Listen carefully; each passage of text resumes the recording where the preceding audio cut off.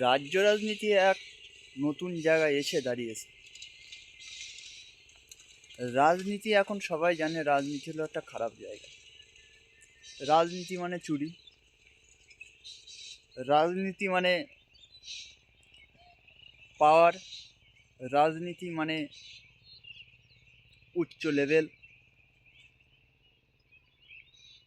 এখন বর্তমানে বিনা পুঁজির ব্যবসা হলো রাজনীতি,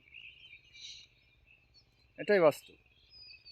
কিন্তু এই জায়গাটা নিয়ে যাওয়ার পিছনে হাত রয়েছে আমাদের মতো জনসাধারণের, জনগণের। আপনি মানুন আর না মানুন, এটাই বাস্তব। কারণ যখন ভোট আসে তখন আমরা টাকার কাছে বিক্রয় হয়ে যাই। ভোট আসলে একটা কথা প্রচারিত হচ্ছে, খরচ করতে হবে। নির্বাচন কমিশনের যে বাজেট থাকে তার বাজেটের উপরেই প্রার্থীরা খরচ করে, কিন্তু তারা দেখায় অল্প।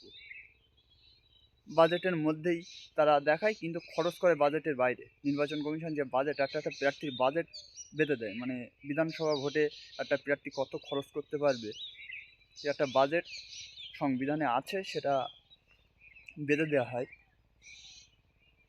কিন্তু তার বাইরে কেউ কোটি টাকা পর্যন্ত একটা নির্বাচনের পিছনে খরচ করে, এমএলএ এমপি ভোটে। আর মেম্বারি ভোটে সেও তো এখন একটা মেম্বারি ভোট করতে গেলে 2-10 লাখ টাকার নিচে আর মেম্বারি ভোট হয় না। তাহলে তারা সেই টাকাটা খরচ করবে যখন, তখন সেই টাকাটা তুলবে, তখন তাকে 2 নম্বরই পদ বেছে নিতে হবে। আপনার কাছে যখন টাকা মানে ভোট চাইতে যাচ্ছে, আপনি তখন টাকা চাইছেন। আপনি টাকার কাছে যখন বিক্রি হয়ে যাচ্ছেন, তখন সে আপনার ভোটে জিতে সে কতটা উন্নয়ন করবে, সে রাস্তা করবে কি হলো মানুষের পাশে গিয়ে দাঁড়াবে, মানুষের আপদ বিপদ দেখবে, কি আপনার একটা রেশন কার্ড বা কোনো কাগজের সমস্যা যা হলে আপনি যখন তার কাছ থেকে টাকার বিনিময়ে ভোটটা দিচ্ছেন, তখন আপনার ভোটটা সে কিনে নিচ্ছে। কেনার পরে যখন সে দিচ্ছে, তখন দুর্নীতি করেই তো তার সে টাকা তুলতে হবে। এবার 2026-এর ভোটে বিনা স্বার্থে ভোট দিন, ভালো প্রার্থী দেখে ভোট দিন, তাহলেই দুর্নীতিমুক্ত, চোরমুক্ত সমাজ আমরা গঠন করতে পারব।